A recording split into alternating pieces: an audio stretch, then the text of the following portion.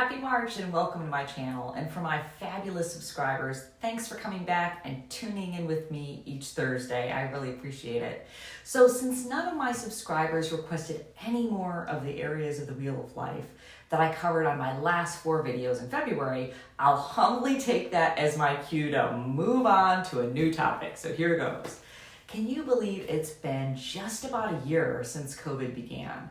It feels like this past year has been in some kind of a time warp for sure. And as I reflect upon the weird last year, I realized that this pandemic has really sharpened all of our kind of resiliency muscles, so to speak.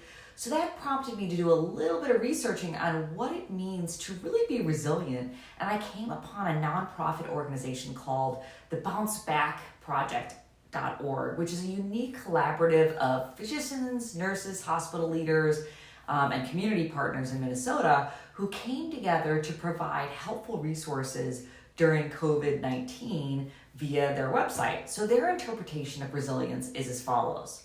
Resilience is our ability to bounce back from the stresses of life. It's not about avoiding the stress, but learning to thrive within the stress.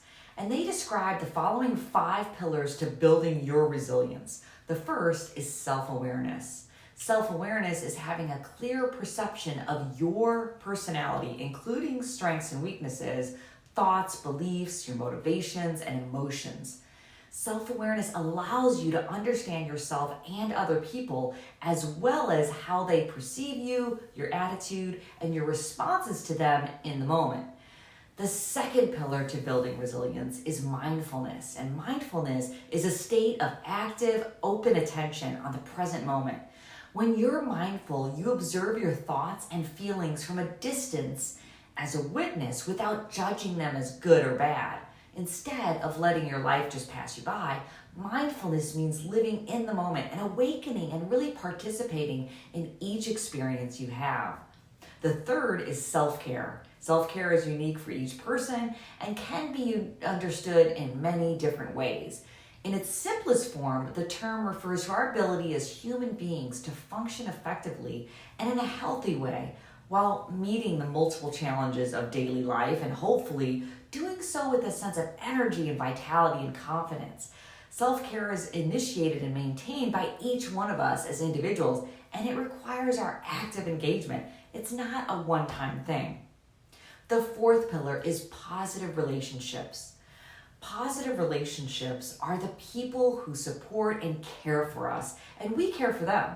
One of the most profound experiences we can have in our lives is the connection we have with other human beings. By building positive relationships with others, we will be happier and more fulfilled and feel more supported and connected in a reciprocal way. Positive and supportive relationships will help us to feel healthier, happier, and more satisfied with our lives. The last pillar, but certainly not the least, is purpose. Purpose is a recognition that we belong to and serve something bigger than ourselves.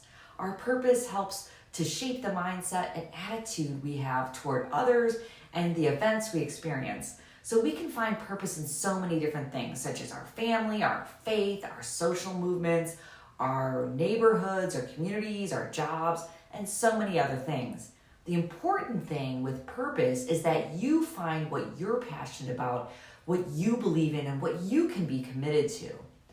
So I usually like to end each video with a question for you to ponder. So how might you strengthen your resiliency? Remember that no matter how hard it might be at any time in your life, you can always give it one more day, as change is inevitable. And as the old saying goes, this too shall pass. Until then, thank you for listening. I wish you peace, love, and joy. And as always, keep the faith and let your light shine.